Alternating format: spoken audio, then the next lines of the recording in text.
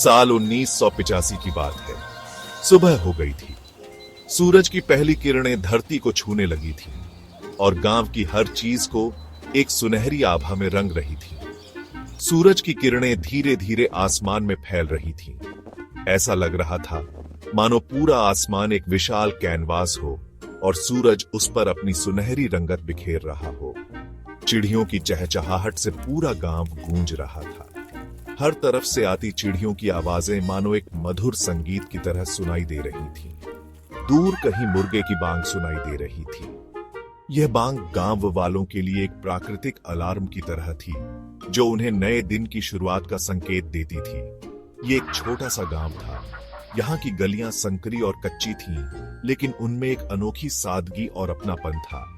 चारों ओर हरियाली ही हरियाली थी। खेतों में लहलहाती फसलें और पेड़ों की छांव ने गांव को एक हरा भरा स्वर्ग बना दिया था। खेतों में सरसों के फूल पीले चादर की तरह बिछे हुए थे। इन फूलों की खुशबू हवा में घुली हुई थी, जो हर सांस के साथ मन को ताजगी का एहसास दिलाती थी। हवा में ताजी मिट्टी की खुशबू घुली हुई थी। यह खुशबू गांव की मिट्टी की पहचान थी, जो हर किसी के दिल में बस जाती थी।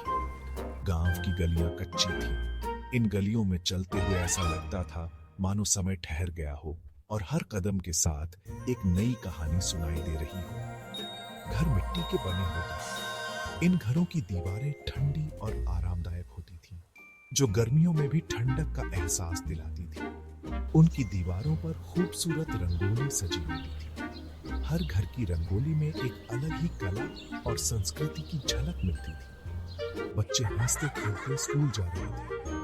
उनके चेहरों पर मासूमियत और आंखों में सपनों की चमक थी। महिलाएं मटके लेकर कुएं पर पानी भरने जाती दिखाई दे रही थी। उनके सिर पर मटके और हाथों में चूड़ियों की खनक एक अद्भुत दृश्य प्रस्तुत करती थी।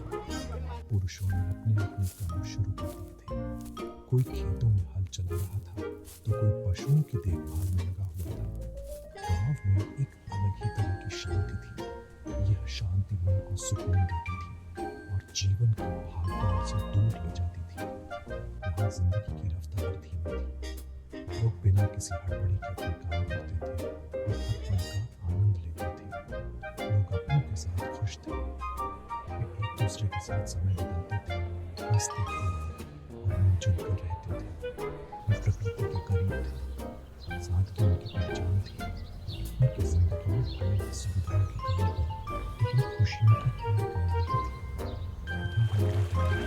जहाँ मेरा बचपन था, वहाँ पहाड़ बड़े, हर घर हर पेड़ से मेरा बचपन जुड़ा हुआ था। जहाँ मैंने जिंदगी के असली मायने समझा, इस गाँव ने मुझे सिखाया कि सादगी में भी कितनी खूबसूरती और खुशी हो सकती है। हमारा परिवार गांव के बीचों बीच एक छोटे से घर में रहता था। यह घर हमारे लिए सिर्फ चार दीवारें नहीं था, बल्कि हमारे जीवन का केंद्र था। यहाँ हर कोने में हमारी यादें बसी हुई थीं। हमारे परिवार में दादाजी थे, जो हमेशा हुक्का गुड़गुड़ाते रहते थे। उनकी हुक्के की आवाज हमारे घर की पहचान थी। उनकी आंखों में अनुभव की चमक साफ दिखाई देती थी। वे हमारे परिवार के स्तंभ थे, जिनसे हम सब ने बहुत कुछ सीखा। दादी माँ बहुत ही धार्मिक महिला थी। उनका दिन पूजा पाठ से शुरू होता और उन्हीं में समाप्त होता। वे हमेशा पूजा पाठ में लगी रहती थीं। उनकी भक्ति और श्रद्धा ने हमें भी धार्मिकता का महत्व सिखाया। मैं मेहनती किसान हूँ। खेतों में काम करना मेरे जीवन का हिस्सा है। सुबह जल्दी उठकर खेतों में काम करने चला जाता हूँ। सूरज की पहली किरण के साथ ही मेरा दिन शुरू हो जाता है। मैं घर का सारा काम संभालती हूँ। घर की सफाई, खाना बनाना और बच्चों की देखभाल मेरी जिम्मेदारी है। बहुत ही प्यारी और दयालु हूँ। मेरे लिए परिवार की खुशी सबसे महत्वपूर्ण है। हम 3 भाई बहन थे। सबसे बड़े भैया थे, जो पढ़ाई में बहुत होशियार थे। वे हमेशा किताबों में डूबे रहते थे और हमें भी पढ़ाई के लिए प्रेरित करते थे। मेरा नंबर दूसरा था। मैं शरारती था और हमेशा कुछ न कुछ करता रहता था। मेरी शरारतें घर में हंसी खुशी का माहौल बनाए रखती थी।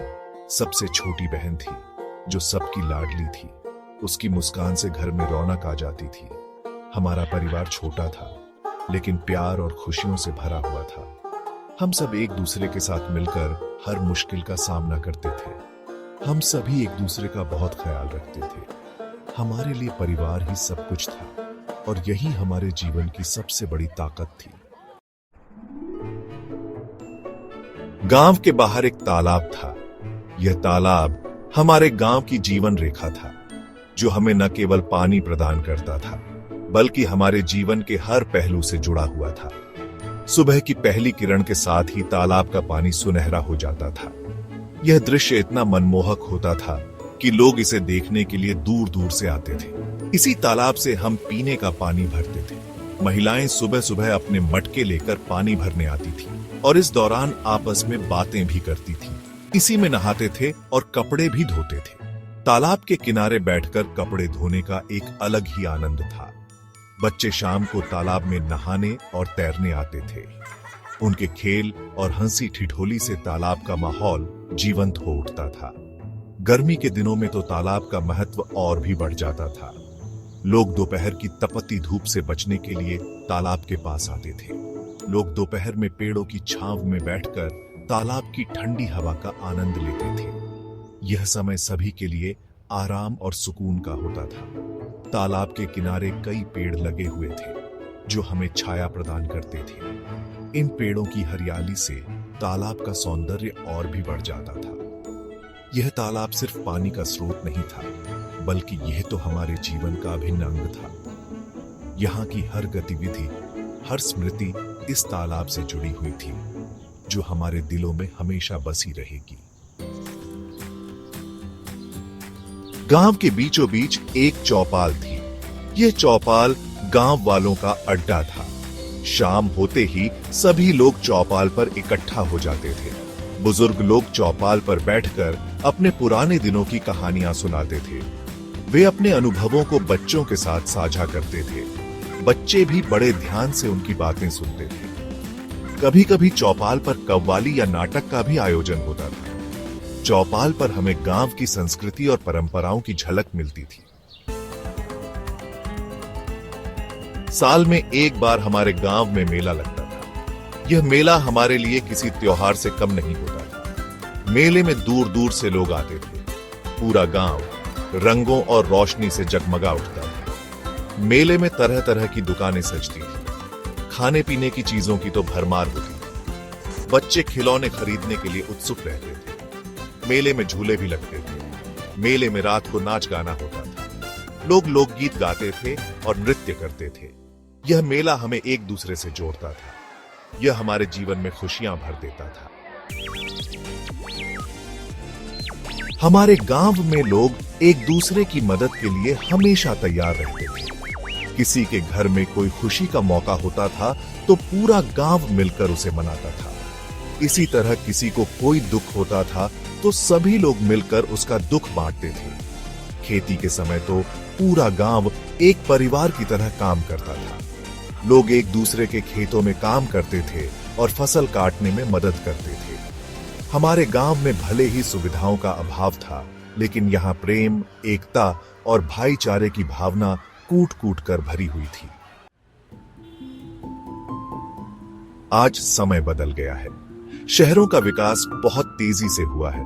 लोग गांवों को छोड़कर शहरों में बसने लगे हैं। शहरों में सुविधाएं और संसाधन अधिक हैं, लेकिन शहरों की चकाचौंध में वह अपनापन नहीं है, वह प्यार नहीं है, वह एकता नहीं है जो गांवों में थी। गांव भले ही पिछड़े हुए माने जाते हैं, लेकिन गांवों में जो सादगी है, जो प्यार है, वह शहरों में नहीं मिल सकता। यह सादगी अनमोल है।